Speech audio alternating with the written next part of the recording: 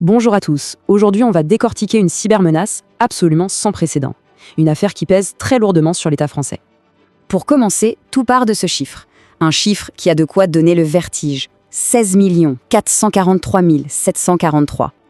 Il est apparu comme ça, en ligne, à la mi-décembre 2025. Et ce nombre, qu'est-ce qu'il représente? Eh bien, c'est le nombre de fiches de police, des données ultra sensibles qui auraient été dérobées au gouvernement. On parle potentiellement de l'une des plus gigantesques violations de données de l'histoire du pays. Alors, comment est-ce que toute cette crise a éclaté? Tout a commencé le week-end du 14 décembre 2025.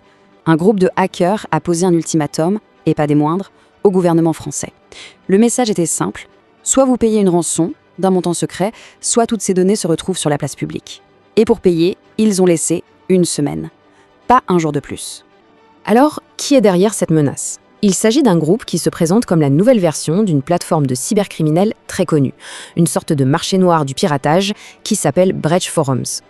Et là, il faut bien comprendre pourquoi c'est si grave. Ce qui est en jeu, c'est la nature même des informations qui auraient été volées. On ne parle pas ici d'adresse email ou de mot de passe, non, on parle du cœur du réacteur, les fichiers d'antécédents judiciaires et les fichiers des personnes recherchées, c'est-à-dire l'identité, les photos, les adresses des victimes comme des coupables, des personnes sous surveillance. C'est littéralement le trésor de guerre de la police nationale. On pourrait penser que c'est une simple histoire d'argent, mais pas cette fois. Du moins, ce n'est pas ce qu'ils affirment. Leur motivation officielle, c'est la vengeance. Une vengeance pure et simple contre l'État français après l'arrestation de plusieurs de leurs membres quelques mois plus tôt. La question que tout le monde se pose, évidemment, c'est est-ce que c'est du sérieux? Est-ce un simple coup de bluff pour faire peur ou est-ce que la menace est bien réelle? Pour y voir plus clair, on va regarder ce que dit le gouvernement face à ce que les hackers ont avancé comme preuve. Du côté du gouvernement, la communication est prudente. Le ministre de l'Intérieur a bien reconnu qu'il y a eu une attaque informatique, mais il a tout de suite cherché à minimiser en disant qu'il n'y avait pas de traces de compromission grave. En gros, circuler, il n'y a rien à voir, on enquête. Sauf qu'en face, les pirates, eux, ont voulu frapper un grand coup pour prouver qu'ils ne plaisantaient pas. Ils ont envoyé un email en masse, et cet email, il semblait venir d'une adresse officielle du ministère, en @ministère.gouv.fr.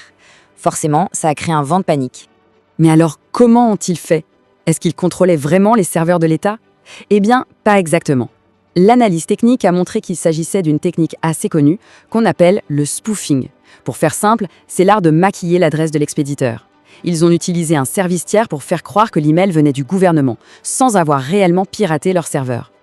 Bon, donc, la preuve de l'email, c'était une sorte de tour de passe-passe. C'était du bluff. Mais attention, ça ne veut pas dire que toute l'affaire est un bluff. La question centrale, elle, reste entière. Est-ce qu'ils ont, oui ou non, mis la main sur les fameuses bases de données de la police? Pour bien comprendre ce qui se passe, il faut prendre un peu de recul. Cette attaque, elle ne sort pas de nulle part. C'est en fait le dernier épisode d'un très long jeu du chat et de la souris entre les polices du monde entier et ce groupe, Breach Forums. L'histoire de Breach Forum est une vraie saga. Le forum est né en 2022 et est très vite devenu la plaque tournante du trafic de données. En 2023, coup de tonnerre, le fondateur est arrêté, le site est fermé. On pense l'affaire terminée, mais non. Quelques mois plus tard, le forum renaît, encore plus agressif. Et en juin 2025, la police française réussit un joli coup de filet. C'est cette arrestation qui a tout déclenché. On voit bien que ces groupes sont comme une hydre. On coupe une tête, il en repousse deux, souvent encore plus en colère. Mais au-delà de cette histoire de pirates et de policiers, cet événement révèle quelque chose de bien plus profond, de plus inquiétant. On peut se demander si ce n'est pas le symptôme d'une faille beaucoup plus large dans notre système.